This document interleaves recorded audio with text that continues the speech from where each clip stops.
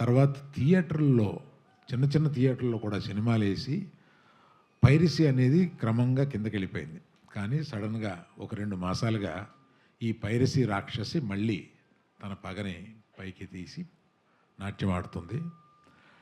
ఇది మరీ ఎత్తుకు లేవకుండానే దీన్ని తీసేయాలి అనే ఒక ఉద్దేశంతో యాక్చువల్గా ఇది మొన్న ఈ మధ్యకాలంలో లేనిది మొన్న దిల్ రాజు గారి సినిమాతోటి ప్రారంభమైంది మళ్ళీ.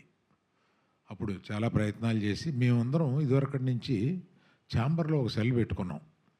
అంటే కంటిన్యూస్గా వచ్చిన పైరసీలు చిన్న అయినా పెద్ద అయినా ఏ సినిమాకైనా ఆ పైరసీలను డౌన్ చేయడం కోసం మేము ఇక్కడ కొంత అమౌంట్ పే చేస్తే ఇక్కడ ఆ సెల్లు అదే పని మీద ఉంటారన్నమాట పగలు రాత్రుళ్ళు.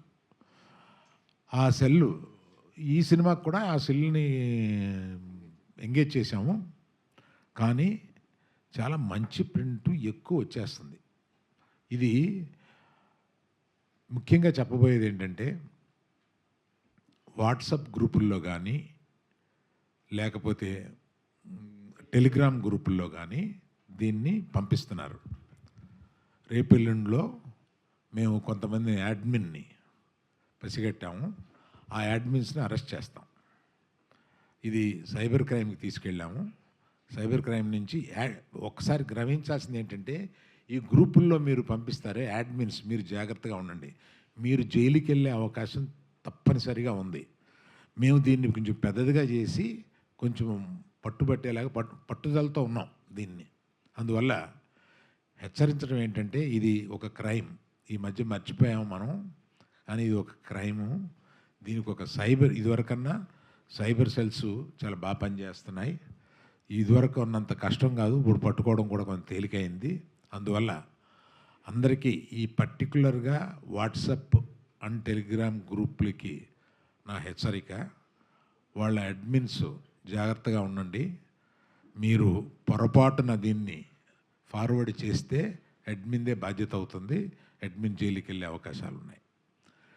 ఇలాగా కాకుండా కొన్ని వెబ్సైట్లు ఏదో అది తెలియక కుర్రోళ్ళు సరదాగా వెబ్సైట్లో పెడుతూ ఉంటారు.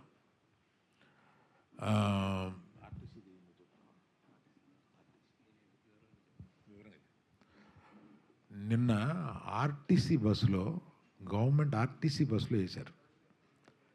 అమాయకత్వం, ఆ డ్రైవరు అమాయకత్వం.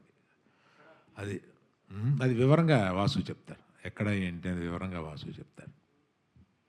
అందుకని మీరు మా సినిమాని సక్సెస్ చేయడానికి ఎంత బాగా మీడియా వారు ఉపయోగపడ్డారో దీనికి కూడా సహకరించి మా సినిమాని, ఎందుకంటే ఇవాళ పాప సక్సెస్ తోటి కుర్రాళ్ళు అటు ఇటు పరిగెడుతూ మధ్యలో మేము అక్కడ చూసాము మేము ఇక్కడ చూసామని అంటుంటే వీళ్ళు పాపం డల్ అయిపోతున్నారు.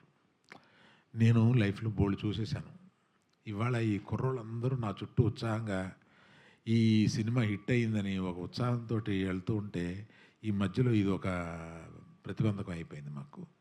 అందుకని దయచేసి దీంట్లో మిమ్మల్ని సహకరించమని కోరుతున్నాను.